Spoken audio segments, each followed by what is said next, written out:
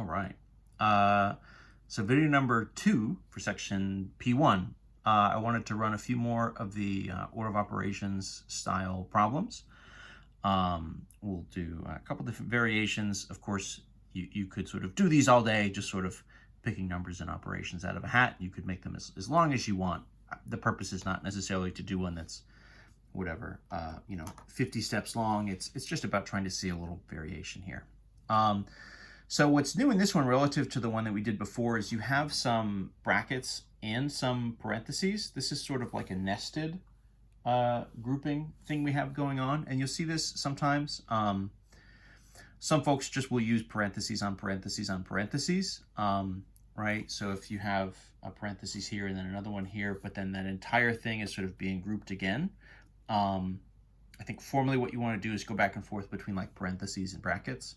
Some folks, again, will kind of just use parentheses on parentheses, but that can be a little bit tough to distinguish. If you can imagine if you have, 2, 3, 4 sets of parentheses, it can kind of play tricks on your eyes. So if you're going back and forth between parentheses and brackets, I think it helps to make it a little bit more clear kind of which is which. In any event, if we have this kind of a situation, the general strategy I would say is you want to kind of work from the inside out. Right, so if this is this kind of nested operation, what we need to do is kind of make our way into the center, kind of the innermost parentheses here, and so that for us would be this sort of 2 plus 3, but and also this 2 squared plus 1. Both of those are kind of at the same level in parentheses. So what we need to do is kind of clean those up first and then kind of work our way from there back out. And so some of this stuff, right, like the 6 and the -2, that's really going to be some of the stuff we do at the very, very, very, very end. One thing I'll say here is just a quick, watch out. Sometimes what I'll see students do when they have this is do 6 minus 2 out in front and call it 4. That's subtraction for us, right? That's like one of the very, very last operations that we should do according to our order of operations. So it's not that those guys are grouped in parentheses and they should be something we do early on. What really this is going to be is 6 minus 2 times this entire thing. I need to get this entire thing cleaned up and simplified and multiplied by 2 before I do this subtraction. So this particular subtraction is going to come at the very, very, very, very tail end of this whole problem. That's really going to sort of wait and sit around here for a minute. In the meantime, this is 2 plus 3 is 5. This is interesting, right? Because this is 2 squared. 2 times 2 is 4, and then plus 1. That means that is also going to be 5, which is fine. Let's carry down some of this stuff, right? So minus 3 times that. So this is minus 3 times 5. That's in brackets. This is minus 4 times the other one, right? So that's in brackets. Minus 2, right? And then the 6 all out in front. So that kind of initially was our level here. So what happens next? Well, now we would look to start doing any kind of multiplication stuff, right? We did our parentheses here, these shorter ones that included some exponents.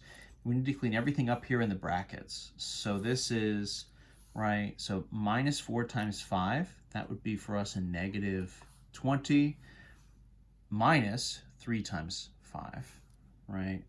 So that's going to be minus 20, minus 3 times 5 would be minus 15. So minus 20 minus 15.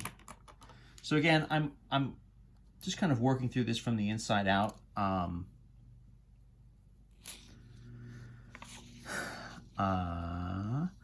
What comes next? We're still in the brackets, right? So I did my multiplication here. I did the multiplication here. This now is minus 20 minus 15. So this is sort of just like a bigger negative number, right? Negative 20 minus 15. So that's going to be for us, what? Negative 35.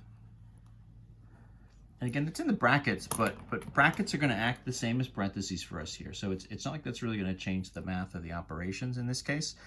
This is really just going to mean, oh, and I should say this, right? If I have a number in front of a parentheses, technically what that means is that you're multiplying here. It's just a little bit of a shorthand. We would typically use the sort of dot for multiplication, especially as we get into algebra. you know, a lot of the times early on when you're sort of learning the different operations, you'll use the x for multiply. But as we get into algebra and you start using x as a variable very often, you kind of want to move away from using x to mean multiply, because of course you're going to confuse potentially the multiplication x versus your variable x. So we're using the dot for multiplication here. And if I have number sort of next to a parenthesis, really what that means is multiply. So a couple things. Well, 2 times 35 would be 70. I need to watch the sort of positives and negatives here, right? So this is sort of a -2, or you could think of this a couple ways. You could think of this as minus 2 times -70. Yeah, right? 2 times -70, because 2 times 35 is 70. 2 times -35 would be -70. So in some sense, this is sort of minus -70. Now, minus and negative is really just adding 70, right? So depending on if you want to have that sort of middle step in there or not, you're sort of welcome to it. But the big thing again here is just be super careful, right? We're really just doing the 2 times this 35. Again, watch that you don't get a little impatient and try to do 6 minus 2 early and get a 4 and then multiply by the 4. That's definitely not what we're after. So 6, right, minus 70 is 6 plus 70, and 6 plus 70, of course, we're going to end up here at a positive 76. So that's the rundown there. That's the kind of moves we need. Let's do one more of these. We can do kind of like a stacked one, maybe where we have kind of a fraction, what we would call maybe like a rational expression.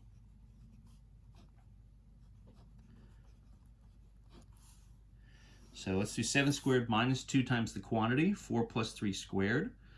And this is all over. Let's do -1 times 2 minus 7 plus 4. So this is interesting, right? You have this stack, right? This whole thing is a fraction. And so, you know, one way that you can think of this is you can kind of think of this like everything up top in parentheses divided by everything on the bottom. And so in that way, what you really need to do is kind of clean up everything up top first and clean up everything on the bottom before you do this division, right? Don't, you know, you might say, oh, here's a 7 and a 7, right? If I get these exponents, and then I can do kind of division kind of coming up next. And the answer is, no, don't do that. Just get everything here condensed down to one number, get everything in the bottom condensed to one number. Right, it really is a whole parentheses around the top, a whole parentheses around the bottom. So everything that's there has to be cleaned up first before you look to do your division. So let's kind of write these out, right? So the top here is 7 squared minus 2 times 4 plus 3 squared. We've got some exponents here, so 7 squared, of course, would be 49. In my parentheses here, right? 3 squared is 9, and then this would be, right, 4 plus that and times 2. Same basic strategy that we've been doing, kind of working right from the insides of the parentheses out and going from there. Right, 4 and 9 would be 13. Right, minus 2 times that. And what's 2 times 13? 26, right? It's minus 26, and this is 49. So the top, it looks like, is going to be, that's interesting. What would that be? If this was 50, minus 26 would be 24, so this is going to be 23. So the top there is going to be 23. And what I'll do is I'll sort of take off to the side our denominator portion, right, the bottom portion, so -1 times 2 minus 7 plus 4. So my parentheses here, 2 minus 7 would be -5 times -1 and plus 4, right? So I'm totally separating my sort of, you know, numerator terms and my denominator terms there. They're really not interacting at all just yet. Negative, right, times negative is positive 5, and then 4 comes down, So then that would be 9. Right, and so what I'm really ending up with here is, you know, just kind of an awkward fraction value, 23 divided by 9. That's not really going to clean up any better than that. We might as well just sort of leave it as as an improper fraction, 23 over 9. We're not really going to use a whole lot of mixed numbers in here when we start to do algebra stuff. So there's no real reason, you know, you could call that, what would it be, 2 and 5/9. Technically, sure, that's fine, right? That's the number, but 23 over 9 is probably going to be the type of answer that we would expect and what we would sort of use more often in this course. So I would say just leave it like that.